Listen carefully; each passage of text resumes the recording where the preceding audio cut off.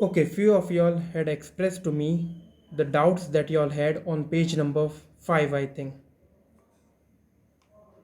Now let me define what is uniform circular motion.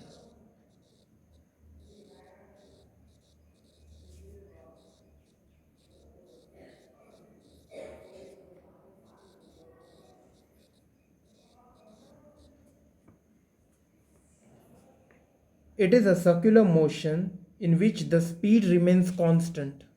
A circular motion in which the speed remains constant.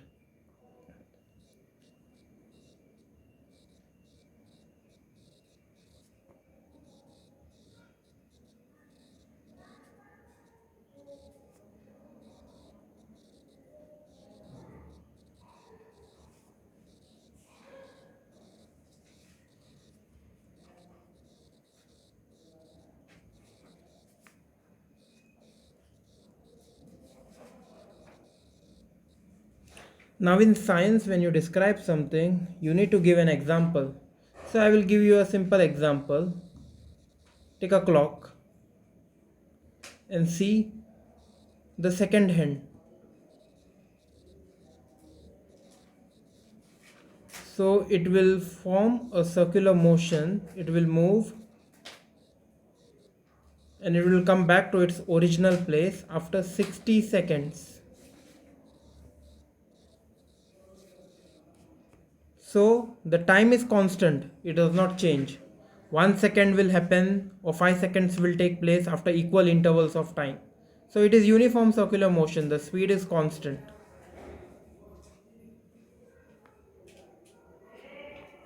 Now, let us see Kepler's help to Newton's assumption of inverse square dependence on distance.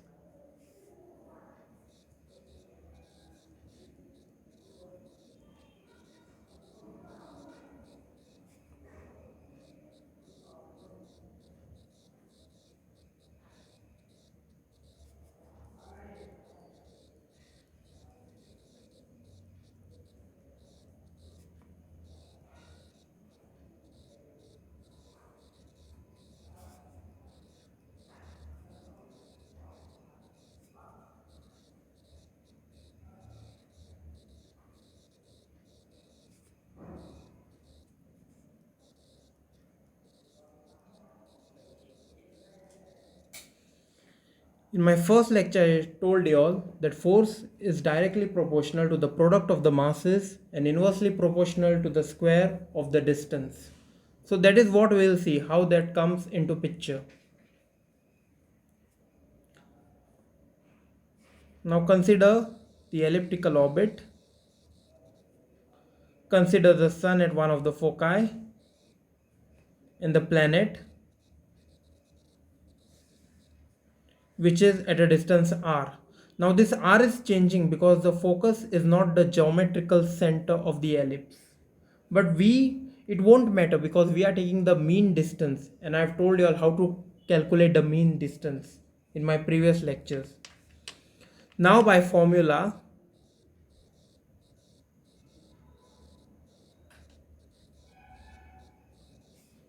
force,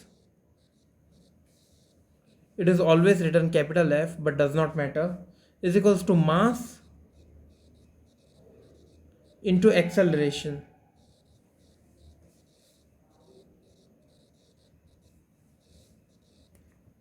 I represent mass as m and acceleration as a.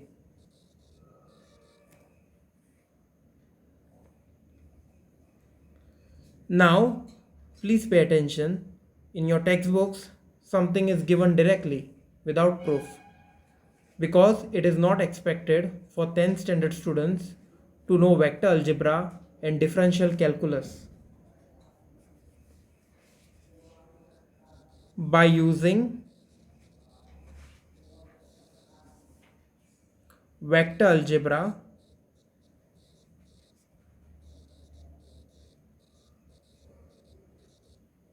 and differential calculus,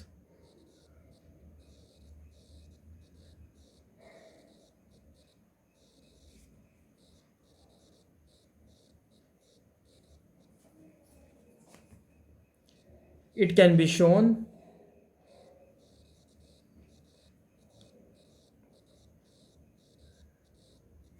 that acceleration is equals to v square, that is velocity square, upon r, that is the radius. V is speed, r is radius.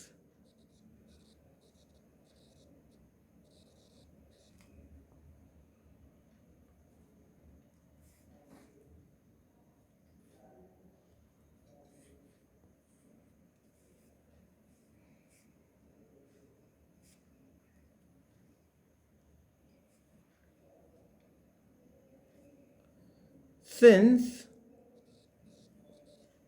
we use mean distance,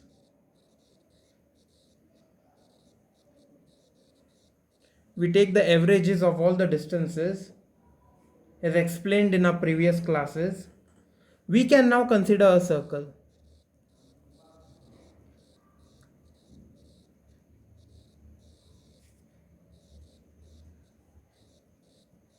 And I assume that the properties of circle are quite clear to you in your maths classes, in your lower classes, 9th standard or 10th standard, whatever.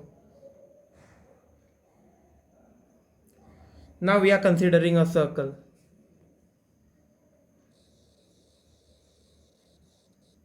Okay, I'm just giving a rough diagram. My diagrams are not up to scale. It is only to understand. Let this distance be r, let this be the sun, and let this be the planet which is revolving.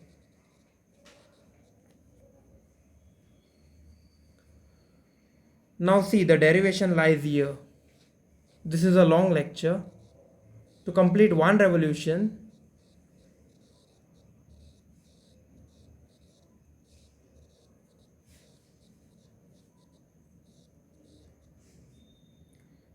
distance is circumference.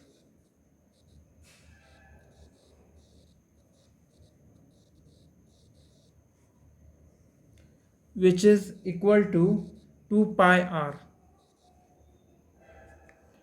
Time period, that is to complete one rotation or one revolution, time period is equals to t. Speed is given by formula. I hope these things are clear to you. Speed is given by formula. Speed is equals to distance upon time. Now distance is equals to 2 pi r, that is circumference of the circle. I hope these things are clear to you. If not, please refer to your textbooks. And time period is t, capital T, because it is the time period for one complete revolution. Also, as we have shown, this is not given to you all how it is done, but it is considered given directly. A is equals to v square upon r, which equals to speed. This is equals to speed 2 pi r upon t, the whole square upon r. Now 2 pi square, 2 pi the whole square will be 2 square is 4, pi square is pi square, r square is r square, and t square is t square. And this is in the denominator 1 by r. So 1 r will cancel. Okay, laws of indices. And it will give me 4 pi square r upon t square. Now please see, I always told you all, see what is given and what is expected. We want to bring in Kepler's law and Kepler's third law. Kepler's third law involves something t square is proportional to r cube and vice versa. Okay, so I need r cube. So what I need to do, I need to multiply and divide by some factor. The same factor I need to multiply and divide. So I will multiply by r square. I will multiply by r square. Why I am doing that? Because it will give me r cube. T square is already there. I need r cube. So I am multiplying it, which will give me 4 pi square r cube t square r square. Okay, this is A. Now force is equals to mass into acceleration. So it will be 4 pi square r cube t square r square.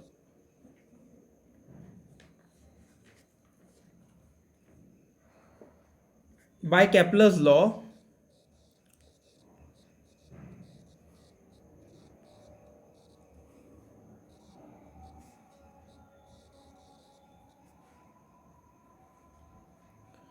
t square is proportional to r cube. Therefore t square is equals to kr cube. This I have made clear in my previous lectures, so please pay attention. T square upon r cube will be equal to k. But now what is given here? See this quantity. It is given r cube upon t square. Therefore, r cube upon t square will be equal to 1 by k.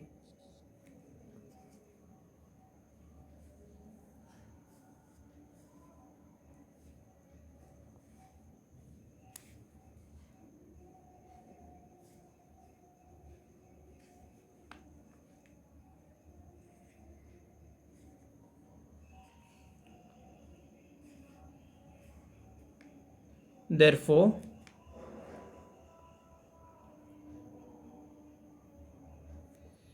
now see, F is equals to, now see in this expression, A is equals to this. So force is equals to mass into acceleration. That M I forgot to multiply. So it will be M 4 pi square upon into r cube upon t square. Correct, no? Now this whole expression, okay, I'm not getting a new page. Let me try. Okay, I got a new page. Thanks be to God. So F is equals to, now let me see my expression. Okay, 4 pi square, okay, upon r square into r cube upon t square into m, which is equal to 4 pi square r cube upon t square. It is equal to 1 by k into 1 by k into the mass m into 1 by r square. Now this whole quantity is constant. Pi square is constant, 1 by k is constant by Kepler's law, and mass is constant. So is remaining r square is remaining. I'll consider the whole expression. I'll consider this whole expression as something m, a new constant m. It is a constant m into 1 by r square. You can give any variable. Variables you can give anything. And usually we give capital variables. So F is proportional to 1 by r square. So that is what is Newton's law.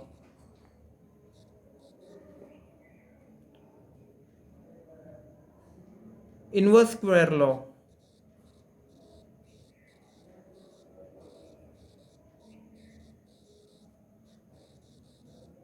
Dependence. This is what you all wanted me to teach you all. So I've done my best. There may be one or two some glitches in the video, but okay, as far as possible things are done fine.